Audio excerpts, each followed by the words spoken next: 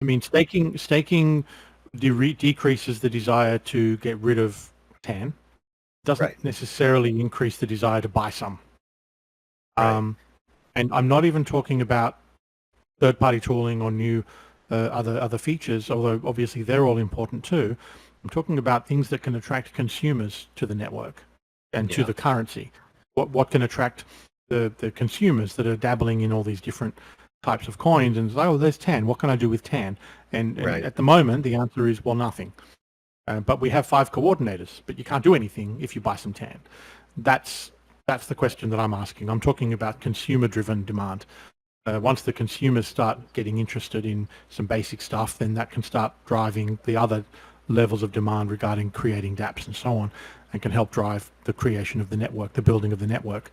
But at the moment, we're talking a lot about infrastructure, and of course, all of that's important.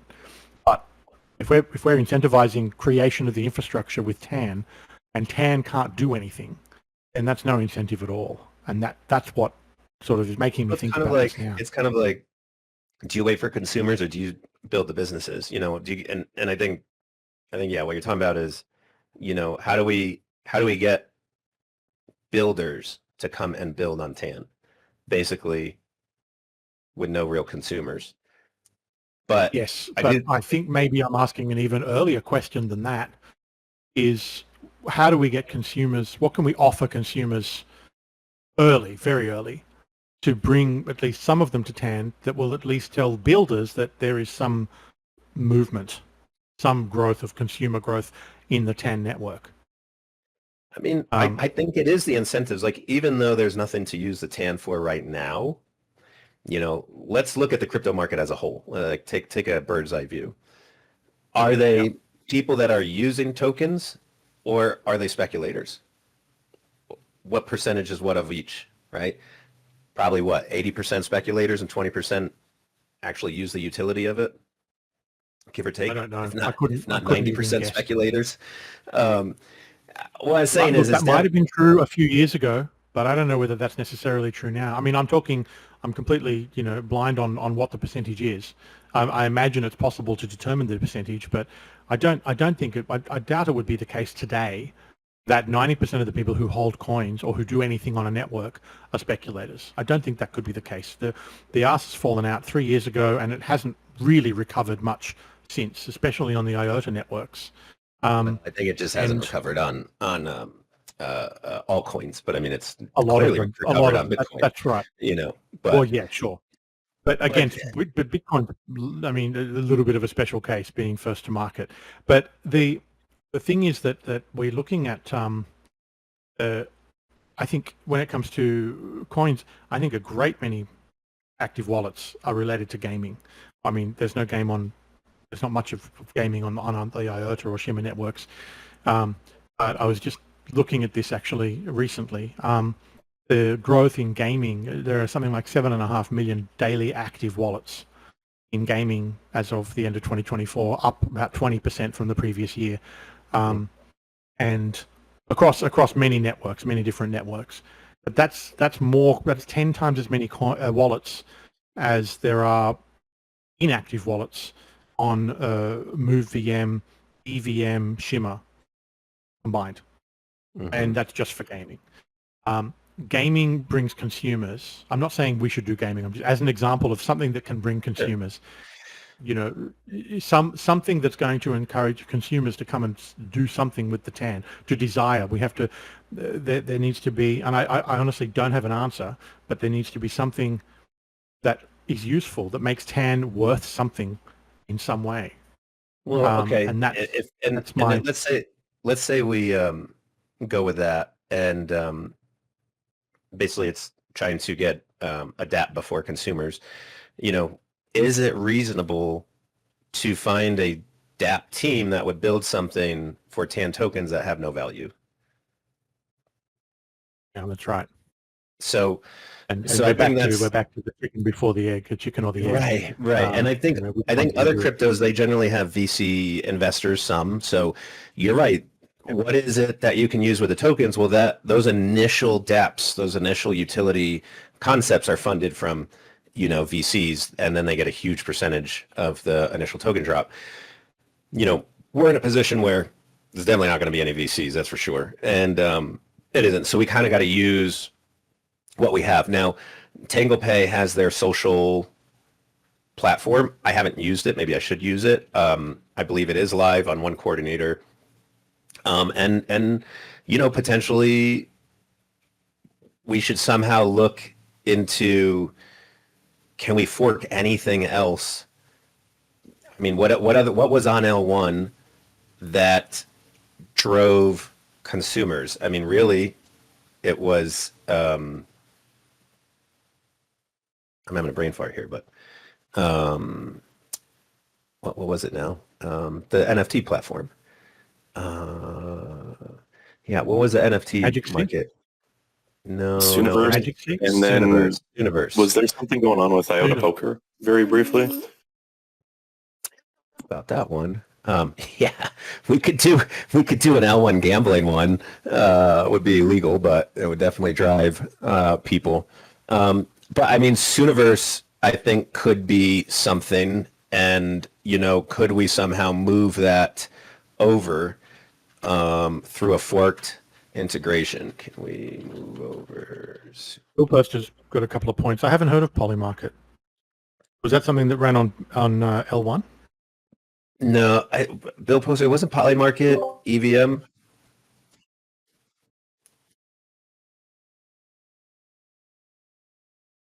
Right, but doesn't Polymarket use EVM?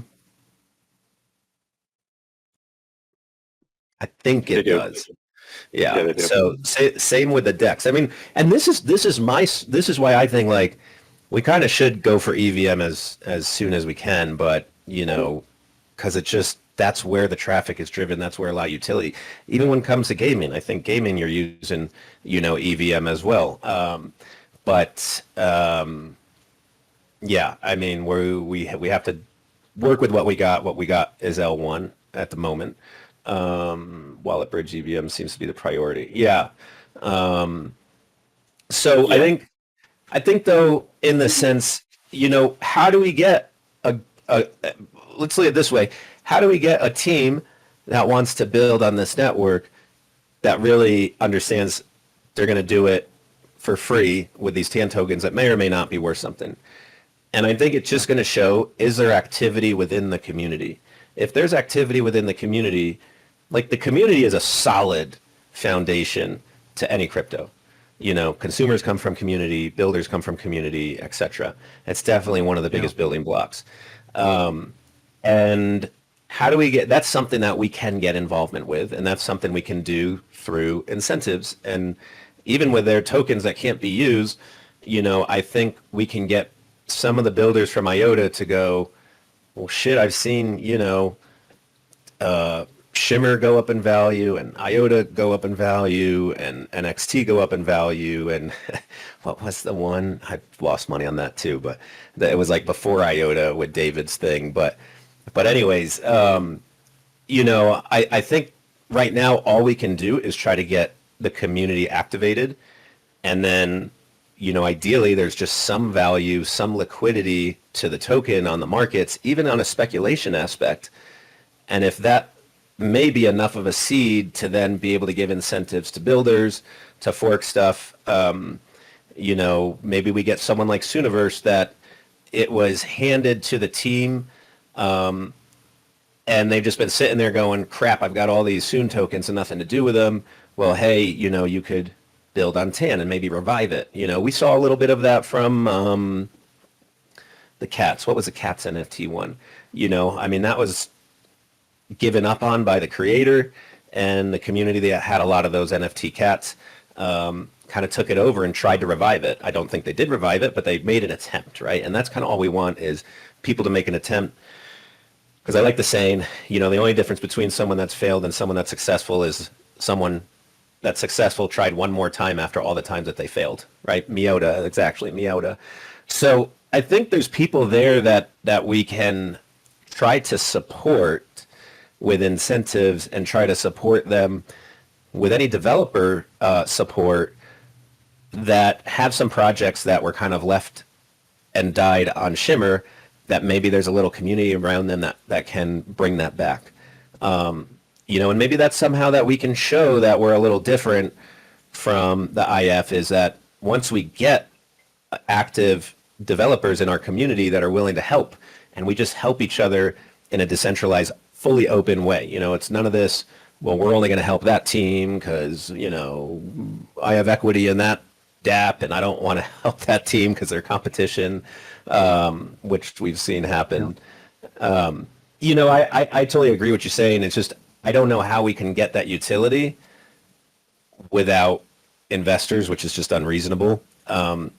Yeah, but I think we Bill can. Purser said the governance will have to fund a couple of DApps, and that's probably right.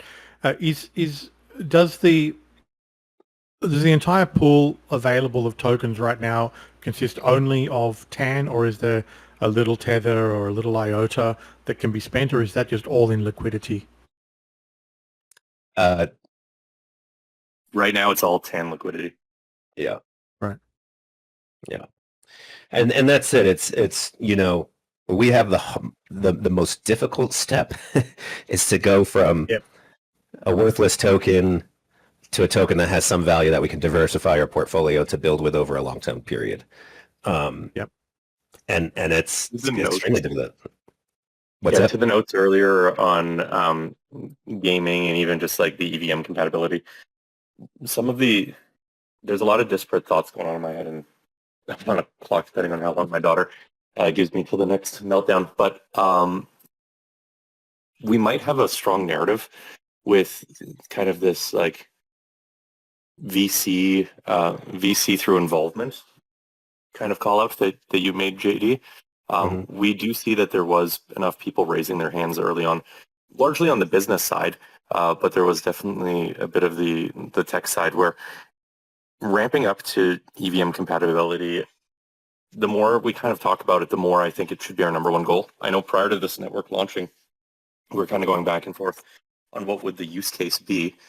And there were some industrial cases that might have been in the pipeline that would have justified us not necessarily working on EVM, but because of the way that, the current community and involvement is starting to shape out, I think we really do need to drive down that EVM aspect first, as you've mentioned, and then as we kind of give out these incentives, maybe starting with the bare minimum required that needs to be forked from the existing IOTA network, the previous IOTA network, I guess, prior to Move. The more that we can fork from that directly and have people paid in there, I think that you're right. Like the narrative and the hardest step is us giving these worthless tokens at the moment to people to then become worth something. Virtuals themselves built out their entire white paper and thesis for growth around that gaming narrative, Edward. So there's a very strong use case, I think, there, because virtuals, if you look at their protocol on CoinMarketCap, just saw an absolute heyday, and they've been playing around with the ability for people to buy and sell customized AI agents. And again, that's something that we might even be able to fork in the future too. But there's a lot of thoughts that I could probably ramble for a bit on, but to try putting a pin on it, a narrative of kind of VC through involvement, because this is a 100% DAO-owned token. If we can get some sort of material, and maybe this is an action item, to help also explain the reward system, like the earlier you're in and the more the token proliferates, obviously the bigger your payout is going to be. And then combine that with a very light roadmap, even while we're waiting for this application for the technical lead, to say, here's the bare minimum of what's required for EVM. And once we get an idea of what it takes to fork that, putting out those RFPs even prior to this tech lead posting, we could probably see a lot of